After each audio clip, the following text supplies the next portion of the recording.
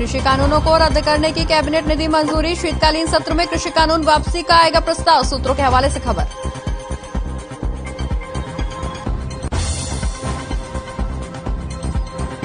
हर खबर हरियाणा से किसान नेता राकेश टिकैत की एक्सक्लूसिव बातचीत, कहा मांगे पूरी नहीं होने तक आंदोलन रहेगा जारी।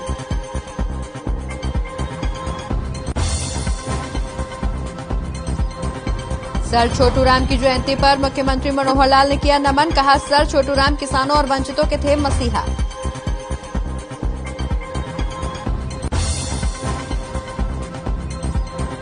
कैथल में पराली जलाने पर प्रशासन सख्त, 600 से ज्यादा किसानों पर लगा करीब 15 लाख का जुर्माना। लगातार किसानों को किया जा रहा पराली नहीं जलाने के लिए जागरूक।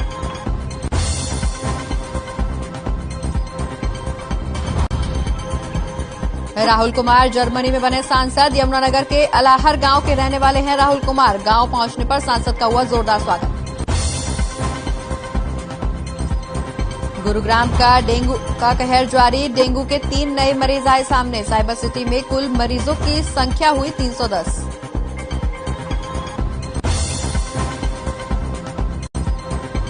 और पलवल में प्राथमिक स्वास्थ्य केंद्र की बड़ी लापरवाही आई सामने। पीएचसी में नहीं मिले चिकित्सक और नर्सिंग स्टाफ, महिला ने कार में दिया बच्चे को जन्म।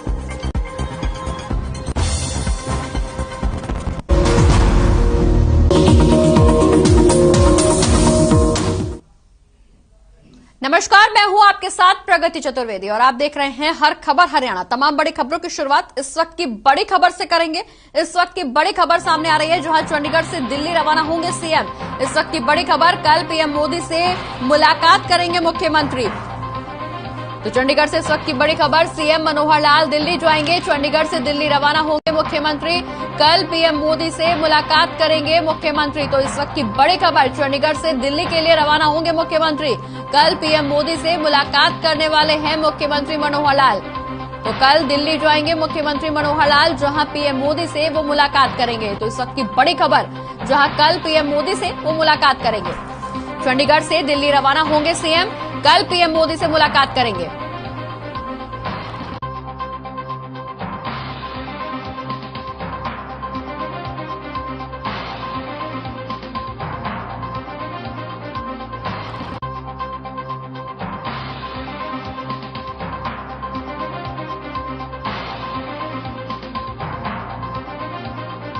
और इस दौरान चंडीगढ़ से दिल्ली के लिए रवाना होंगे मुख्यमंत्री। बता दें कि कल पीएम मोदी से वो मुलाकात करेंगे। और इसी खबर पर ज्यादा जानकारी के लिए हमारे संवाददाता रवि चंदेल हमारे साथ जुड़ गए हैं। रवि, लगातार बैठकों का दौर जारी है। इसी कड़ी में अब एक बार फिर से शायद कोई बड़ी बैठक हो सकती है, क्योंकि कल दिल्ली जाएंगे मुख्यमंत्री और यहां वो पीएम मोदी से मुलाकात करेंगे। जी बिल्कुल, आज मुख्यमंत्री मनोहर लाल खट्टर जो है शाम को जो दिल्ली के लिए रवाना होंगे और वहां पे सुबह प्रधानमंत्री नरेंद्र मोदी से मिलेंगे। और ये मुलाकात जो है वो इस मायने में भी खास मानी जा रही है, जिस तरीके से कृषि कानून रद्द होने के बाद पहली बार जो है मुख्यमंत्री मनोहर लाल खट्टर जो है वो प्रधानमंत्री नरेंद्र मोदी से मिलेंगे। तो इन तमाम कयास लगाए जा रहे हैं कि ये बैठक काफी अहम, मुलाकात काफी अहम होगी। और उसके बाद जो है कल ही जो है वो हरियाणा में भी कैबिनेट की बैठक होगी, तो उसमें कई बड़े फैसले लिए जा सकते हैं, जिसके मद्देनजर प्रधानमंत्री नरेंद्र मोदी की और मुख्यमंत्री मनोहर लाल की जो मुलाकात होने वाली है, काफी मायनों में बहुत खास बैठक जो है, खास मुलाकात जो है वो रहने वाली है। जी बिल्कुल रवि, इस दौरान केंद्रीय मंत्रिमंडल की भी बैठक होनी है, जहां कृषि कानून की वापसी के मुद्दे पर जो औपचारिकताएं पूरी करनी है, शायद उसकी शुरुआत हो सकती है, उस पर भी मोहर लग सकती है। क्या इसी सिलसिले में मुख्यमंत्री का यहां पर दिल्ली का दौरा है, या इसी सिलसिले में मुख्यमंत्री दिल्ली जा रहे हैं? जी बिल्कुल, कयास यही लगाए जा रहे हैं कि कृषि कानूनों के रद्द होने के बाद जिस तरीके से मनोहर लाल खट्टर जो है प्रधानमंत्री नरेंद्र मोदी से मिलने जा रहे हैं, उसके बाद कल ही शाम को जो है वो हरियाणा में मंत्रिमंडल की बैठक होगी। उस बैठक को उससे ठीक पहले वो सुबह जो है प्रधानमंत्री नरेंद्र मोदी से मिलेंगे। तो कयास यही लगाए जा रहे हैं कि कृषि कानूनों को लेकर जो है एक बड़ी अनाउंसमेंट जो है वो उसके बाद सीएम मनोहर लाल खट्टर जो है वो कैबिनेट बैठक के बाद देंगे। बिल्कुल रवि, ऐसे में बड़ा सवाल निकल करके यहाँ पर ये भी सामने आ रहा है कि कल सुबह जब केंद्रीय मंत्रिमंडल की बैठक है, प्रधानमंत्री नरेंद्र मोदी की अध्यक्षता में ये बैठक आयोजित की जाएगी, जहां कृषि कानून को लेकर शायद और भी कुछ बड़े खुलासे हो सकते हैं, बड़ा फैसला कुछ और भी सामने आ सकता है, जिससे किसानों को राहत मिल सकती है। और वहीं राज्य में मुख्यमंत्री भी बैठक करेंगे। इस दौरान तमाम मंत्री यहां शामिल होंगे। क्या किसानों के हित में राज्य में भी कोई नया फैसला सामने आ सकता है? जी बिल्कुल, जो प्रस्ताव जो है वो केंद्रीय मंत्रिमंडल जो है वहां पे पारित किया जाएगा, उसी के मद्देनजर जो है यहाँ पे भी कुछ अहम फैसले लिए जाएंगे। खासतौर पर किसानों के जिस तरीके से किसानों ने अड़ियल रवैया अपनाया हुआ है कि जब तक एमएसपी और कानून जो है वो औपचारिक रूप से उनको रद्द नहीं किया जाता तब तक उनका जो धरना है वो लगातार जारी रहेगा। तो इन तमाम बातों को ध्यान में रखते हुए ये बैठक काफी अहम होने वाली है और साथ ही साथ बाद में आकर दोबारा से यहाँ पे शाम को जो है वो हरियाणा कैबिनेट की मीटिंग होगी। तो ये काफी किसानों के लिए कुछ ना कुछ बड़ा जो है अनाउंसमेंट जरूर होगी। इस मुद्दे पर कयास यही लगाए जा रहे हैं। जी चलिए, बहुत बहुत शुक्रिया रवि, ये तमाम जानकारी हमारे दर्शकों तक पहुंचाने के लिए।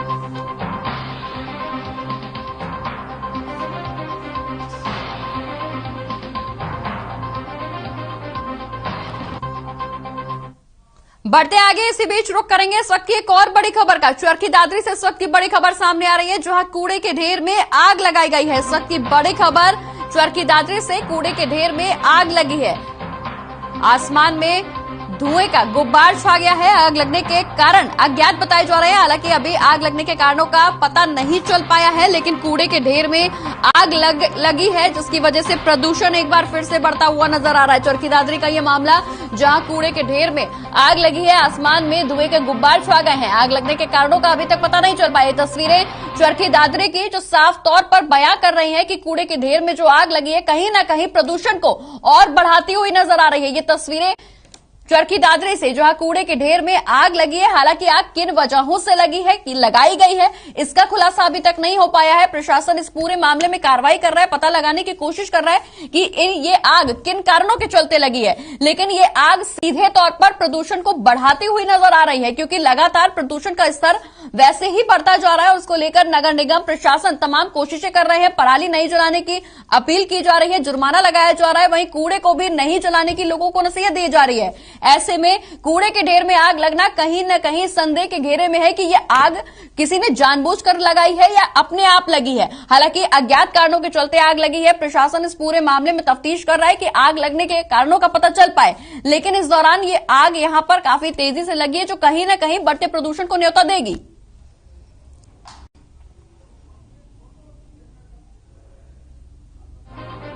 तो इस वक्त की बड़ी खबर चरखी दादरी से, जहां कूड़े के ढेर में आग लगी है। आग लगने के कारणों का पता नहीं चल पाया है, लेकिन ये आग इतनी भयंकर है कि आसमान में धुएं के गुब्बार बने हुए नजर आ रहे हैं। तस्वीरें आपकी टीवी स्क्रीन पर।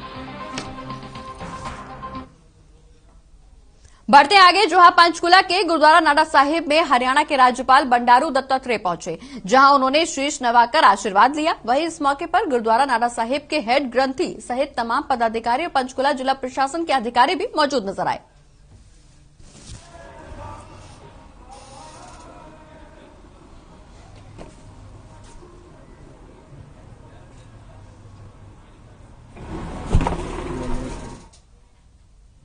यमुनानगर जिले के अलाहर गांव के रहने वाले राहुल कुमार जर्मनी में सांसद बने हैं।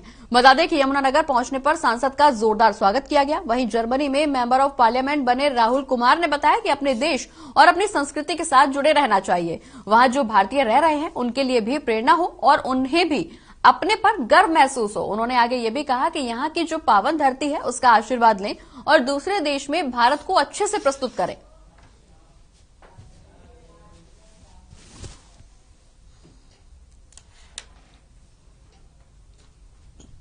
है आजकल इंसान अभी 1.5 हफ्ते से भारत आए हुए हैं और मैं ये सोचता हूँ कि अपने देश के साथ, अपनी संस्कृति के साथ जुड़े रहना चाहिए, ताकि जो वहाँ पर भारतीय रह रहे हैं हमारे, उनको लिए भी एक प्रेरणा हो कि देश में वापसी आने कर कोई ना कोई प्रोजेक्ट करें, देश में वापसी आकर अपने लोगों से मिलें और यहाँ की जो मिट्टी है, यहाँ की जो धरती, जो पावन धरती है, उसके ब्लेसिंग्स लें और उसको दूसरे देश में जाकर अच्छे से रिप्रेजेंट करें। उनको बताएं कि हम कैसे हैं, भारतीय लोग कैसे हैं, उनकी जो रूपरेखा है वो कैसी है, इसलिए हम यहाँ बात।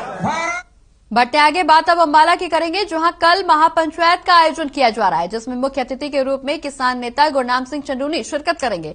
किसान बचाओ संविधान बचाओ के नाम से महापंचायत होगी। इसमें हजारों की संख्या में किसान, मजदूर और युवाओं के हिस्सा लेने की उम्मीद भी जताई जा रही है। बता दें कि ये जानकारी संयुक्त किसान मोर्चा के प्रधान मलकीत सिंह ने वीडियो जारी करके दी है। वहीं अंबाला के सेक्टर 8 में महापंचायत होगी। इसमें किसान नेता आगे की रणनीति के बारे में भी जानकारी दे सकते हैं कि आंदोलन कैसे चलाना है।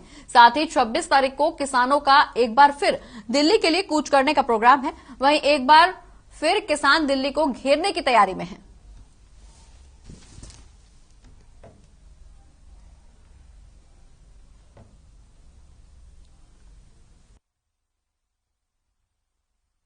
साथियों को सूचित किया जाता है कि आने वाली 25 तारीख को अंबाला के कम्युनिटी हॉल सेक्टर 8 में एक महापंचायत रैली रखी गई है, जिसमें उसका उद्देश्य है संविधान बचाओ, देश बचाओ, किसान मजदूर बचाओ। इस रैली को नाम दिया गया है। तो इसमें सभी किसान साथी, मजदूर साथी, युवा साथी, व्यापारी साथियों ने ज्यादा से ज्यादा संख्या में पहुंचना है। और अगली खबर वल्लभगढ़ से है, जहां बस अड्डे के सामने नेशनल हाईवे पर लगने वाले जाम और शहर की साफ सफाई की व्यवस्था को दुरुस्त करने के लिए नगर निगम वल्लभ जॉइंट कमिश्नर अनिल यादव द्वारा एक मीटिंग का आयोजन किया गया, जिसमें मुख्य रूप से परिवहन मंत्री मूलचंद शर्मा के बड़े भाई Tipar Chand Sharma, roadways GM Rajiv Nagpal, highway के एक्साइन धीरज सिंह सहित अन्य अधिकारी भी मौजूद नजर आए। मौके पर टिपर चंद शर्मा ने सभी अधिकारियों का ध्यान अनाज मंडी कट को हर समय खोलने और शहर में यातायात व्यवस्था और साफ सफाई दुरुस्त रखने के लिए सुझाव भी दिए।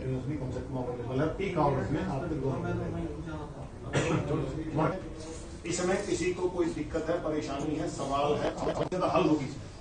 मैं इसमें आपको हिसाब से 6 बजे के बाद मुझे दिया। वल्लभगढ़ के नगर निगम कार्यालय में आए हम लोग, सारे अधिकारी, जिसमें GM roadways, NH highway action, हमारे जोन कमिश्नर, हमारे यहाँ के सारे पुलिस अधिकारी, रोड व्यवस्था के बारे में एक मीटिंग की हमने। सर, वल्लभगढ़ में अतिक्रमण और अवैध निर्माण बहुत चरम पे आज की डेट में, उसको देखिए उसमें कमिश्नर साहब ने आदेश किए हैं, उसकी जांच भी रखेंगे और ध्यान भी रखेंगे। अधिकारियों का काम है देखें कहाँ अवैध हो रहा है, कहीं कब्जे हो रहे हैं। मैसेज देना चाहता हूँ, ये आज हमने मीटिंग यहाँ बुलाई थी। जो ये वल्लभगढ़ का ये चौक है, फ्लाईओवर के नीचे जो चौक है, बस अड्डे के सामने चौक है, इस पर बहुत सारी अव्यवस्थाएं हैं जिससे आमजन को बहुत दिक्कत होती है। जो पोल्यूशन है, जो सुप्रीम कोर्ट की गाइडेंस भी है, और जो एक QI इंडेक्स हमारा पूरे भारतवर्ष में सबसे ज़्यादा है हमारा, उस सब का कारक है। जो बसें, ऑटो बाहर सड़क पे खड़े होते हैं, उसकी वजह से यहाँ भीड़ बहुत रहती है। आम जन को आवाजाही में दिक्कत आती है, जाम लगता है, पोल्यूशन होता है। इस सारी अव्यवस्था को कंट्रोल करने के लिए और सही दुरुस्त करने के लिए इन सभी विभागों की आज ये मीटिंग बुलाई गई। करनाल में लगातार डेंगू का कहर देखने को मिल रहा है। डेंगू के बढ़ते केसेस के साथ ही करनाल में दूसरी मौत हो गई है। इस मौत ने विभाग की चिंताओं को एक बार फिर से बढ़ा दिया है। बता दें कि स्वास्थ्य विभाग डेंगू से बचाव के लिए पूरे दावे भी कर रहा है, लेकिन रोजाना बढ़ते केसेस अब चिंता का विषय बनने लगे हैं। अब तक पिछले 5 सालों में केसेस को रिकॉर्ड तोड़ते हुए संख्या 268 पर पहुंच गई है। इनमें से 2 की पुष्टि तो विभाग ने खुद ही की है। वहीं स्वास्थ्य विभाग अलर्ट रहे न रहे, पर लोगों को अलर्ट होने की सख्त जरूरत है। डेंगू से बचाव की सभी बातों को ध्यान में रखें और समय से पहले ही अपने स्वास्थ्य को बनाकर रखें, चेकअप करवाएं, तभी डेंगू पर काबू पाया जा सकता है।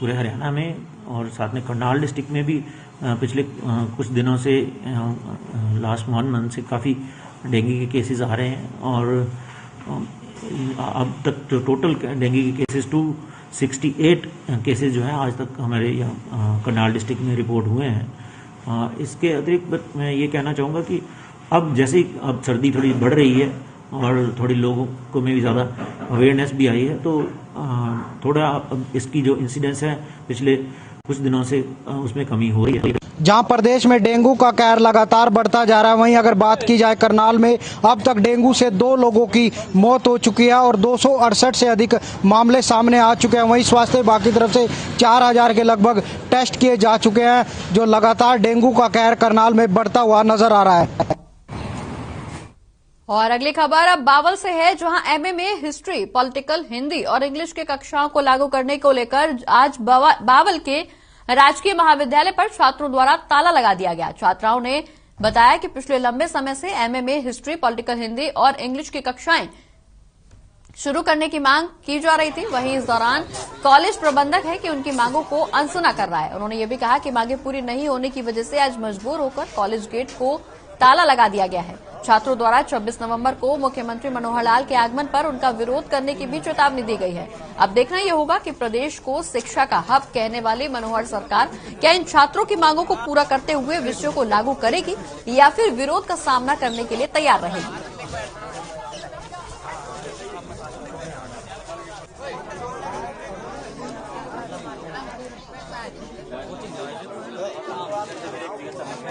मीरपुर जाना पड़ता है, तो मीरपुर यहाँ से करीब 30 किलोमीटर पड़ जाता है, तो वहाँ जाने में बहुत ज़्यादा परेशानी होती है। लड़कियों को भी, लड़के जैसे बाइक से चले जाते हैं, पर लड़कियों के लिए नहीं कोई साधन है, फिर टाइम भी ज़्यादा लगता है। यहाँ अपने बाउल बड़ा कॉलेज है, पर यहाँ पर कोई एमए की वो नहीं हो रही। 3 साल से बच्चे ऐसे ही कॉलेज बंद कर रहे हैं, झूठा आश्वासन देकर यहाँ से चले जाते हैं, पर यहाँ पे मतलब कि कोई ज़्यादा वो नहीं हो रही कि भाई यहाँ पे कोई संभावना नहीं दिख रही यहाँ पर जो एमए की क्लास लगे। और हमने यहाँ पे गेट पे ताला लगाया हुआ है। हमारी मांग है यहाँ पे एमए में हिस्ट्री, पॉलिटिकल, इंग्लिश, हिंदी और यहाँ पर लागू हो। और हमने पहले भी यहाँ पर ज्ञापन सौंपा हुआ है कई बार, और हमारी ये मांगे पूरी नहीं हो रही है, इसलिए हमने फिर ताला लगाया। हमने 1 महीने पहले भी ये ज्ञापन सौंपा था प्रिंसिपल को भी और नायब तहसीलदार को भी, और उन्हें हमारे आश्वासन देते हुए कहा कि जल्द से जल्द। वहीं करनाल में पराली प्रबंधन को लेकर सरकार जागरूकता अभियान चलाए हुए है, तो वहीं पराली जलाने वालों पर भी शिकंजा कसा जा रहा है। इस बार लगभग 15 लाख रुपए का जुर्माना वसूला गया है। कृषि अधिकारी करमचंद ने बताया कि इस बार सैटेलाइट के माध्यम से हमें 1155 मामले मिले थे और 60 मामले हमारे खुद की जांच में सामने आए हैं। हमने 623 लोगों के चालान किए हैं और 8 लोगों के खिलाफ एफआईआर भी की गई है। अभी तक हमने 14,57,500 रुपए का जुर्माना वसूला है। वहीं लगभग 1 लाख का जुर्माना वसूलना बाकी है, जो 40 लोगों से वसूला जाएगा। वहीं पराली प्रबंधन की वजह से इस बार पराली अवशेष जलाने के मामले में भी कमी आई है। इसके लिए सरकार अनुदान भी दे रही है। बता दें कि प्रणाली प्रबंधन करने वाले किसानों को सम्मानित भी किया जा रहा है।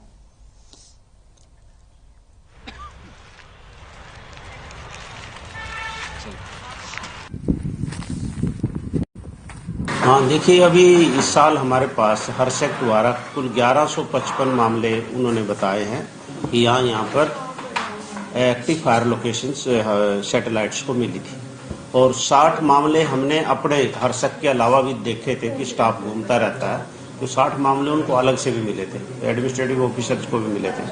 तो कुल मिला के हमने वो 60 इंक्लूड किए और 1155 में से 623 मामले कुल हमें मिले जहां पर हमें आगजनी की घटनाएं प्राप्त हुई। तो 623 के 23 पे हमने चालान कर दिया है और 8 एफआईआर भी की है।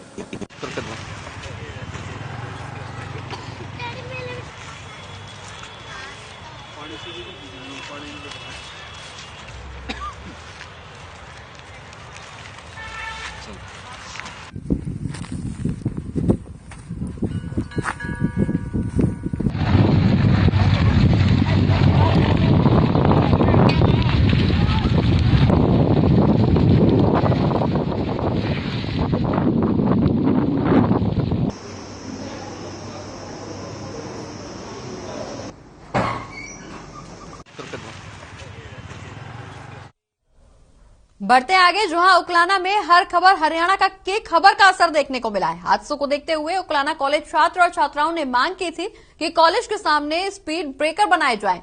जैसे ही ये खबर हर खबर हरियाणा पर दिखाई गई तो प्रशासन ने तुरंत प्रभाव से ब्रेकर बनाने का काम किया। वहीं उनकी दूसरी मांग थी कि यहां से बस स्टैंड काफी दूर है, इसलिए यहां पर बसों को रुकवाया जाए। इस मांग को अभी तक पूरा नहीं किया गया है।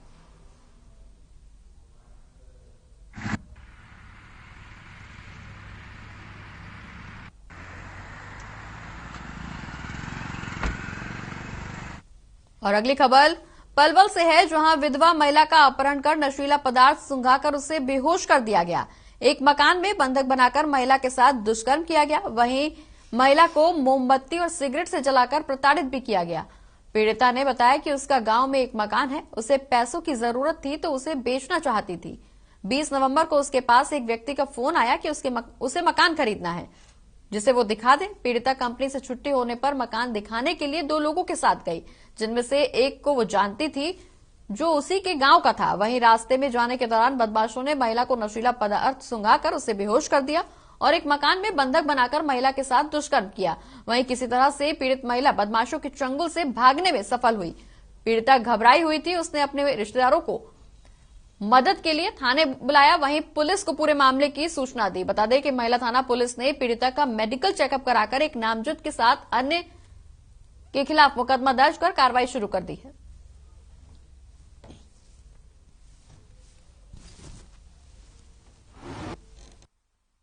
महिला ने एक शिकायत दी थी कि उसके मतलब गांव के एक लड़के को वो जानती है, गांव का है, और दूसरा अननोन है उसके लिए।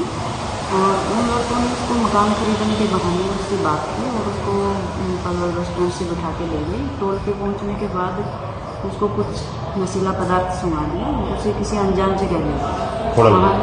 वहाँ ले जाने के बाद उस लेडीज का कहना है कि उसको सिगरेट और किसी उसके हाथ जला दिए। लेडीज का मेडिकल वगैरह करवा दिया है। और ब्रेक के बाद एक बार फिर से स्वागत है आपका। बढ़ते आगे बात अब पलवल की करेंगे, जहां प्राथमिक स्वास्थ्य केंद्र में डॉक्टर और नर्सिंग स्टाफ नहीं मिलने पर प्रसव के लिए आई महिला ने कार में ही एक बच्ची को जन्म दे दिया। डिलीवरी के बाद मां और बेटी को निजी अस्पताल में भर्ती कराया गया। वहीं प्राथमिक स्वास्थ्य केंद्र के डॉक्टर्स और स्टाफ नर्स की गैर मौजूदगी की शिकायत जिला सिविल सर्जन से की गई है। वहीं महिला के परिजनों में स्वास्थ्य विभाग के खिलाफ बेहद नाराजगी भी देखने को मिल रही है।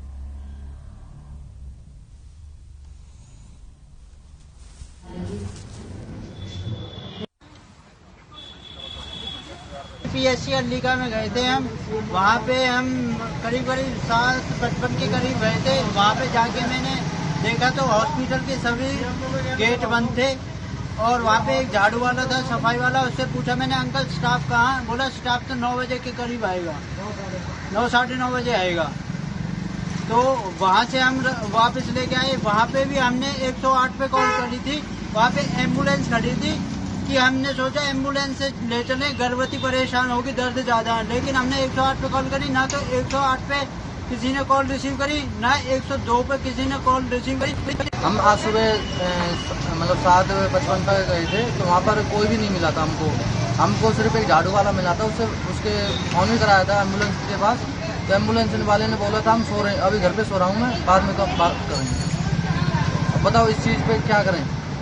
अगर हम किसी को अगर कोई आए नहीं तो साथ में तो कुछ ना कुछ घटना ही होता। मैं कहना चाहूँगा कि इस प्रकार की जो सूचना है मुझे अभी मिल रही है। और अगर PHC पर, क्योंकि ये जो आप PHC बता रहे हैं ये PHC 24/7 चलती है और इस PHC में आमतौर से कोई शिकायत नहीं आती है। अगर कोई ऐसी स्टाफ है जो ड्यूटी पे उपस्थित नहीं थी तो उसके ऊपर कार्रवाई की जाएगी। और हरियाणा के गुरुग्राम सेक्टर 4-5 चौक पर सड़क दुर्घटना में हैरत करने वाली तस्वीरें सामने आई हैं। बता दें कि रात में सड़क पर टहल रहे युवक को स्कॉर्पियो गाड़ी ने जोरदार टक्कर मार दी, जिससे युवक स्कॉर्पियो के नीचे कुचल गया। सड़क दुर्घटना को CCTV भी इसका सामने आया है। वहीं स्थानीय लोगों ने आनन फानन में युवक को अस्पताल में भर्ती कराया है।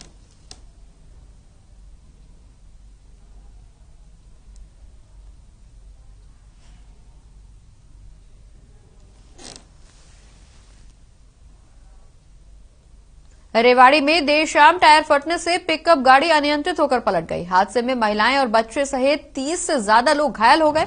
वहीं सूचना के बाद पुलिस और एम्बुलेंस की गाड़ियां मौके पर पहुंची और घायलों को रेवाड़ी स्थित ट्रॉमा सेंटर पहुंचाया गया, जहां एक महिला की मौत हो गई, जबकि एक महिला की गंभीर स्थिति को देखते हुए PGI रोहतक रेफर किया गया।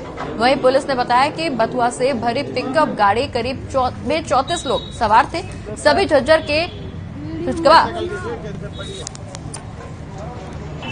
जा रहे थे। बता रहे कि इस दौरान ये हादसा हुआ जिसमें कई लोग घायल हो गए।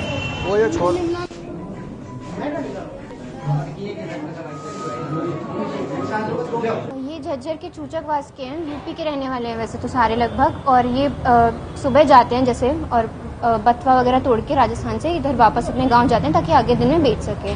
अभी इनका जो पिकअप जिसमें जाते हैं उसका पिछला टायर फटने की वजह से एक्सीडेंट हुआ है और ये एक्सीडेंट हुआ है हमारा बीकानेर कट के पास। इसमें एक पिकअप में करीब 34-35 लोग थे, जिनमें से 20 के करीब की काफ़ी चोट लगी है। 1-2 की हालत थोड़ी बहुत गंभीर है। तो बीकानेर के पास मोड़ पे थी, उड़सल जाट के पास, वहाँ पिकअप पलट गई, उसका टायर फटा या पलटी है। तो उसमें जितनी सवारियाँ थी सारी इंजर्ड हैं, उनको यहाँ ले आए हैं एम्बुलेंस से हम ट्रॉमा सेंटर में। अभी जो देखने को पता लगा टोटल 27 काउंट किए हैं, उनमें से एक ब्लॉड डेड थे और एक इंजर्ड है, तो उसको रेफर किया गया था, उसकी हेड इंजरी थी। और इसी के साथ इस बुलेटिन में फिलहाल इतना ही। मुझे दीजिए इजाजत, नमस्कार।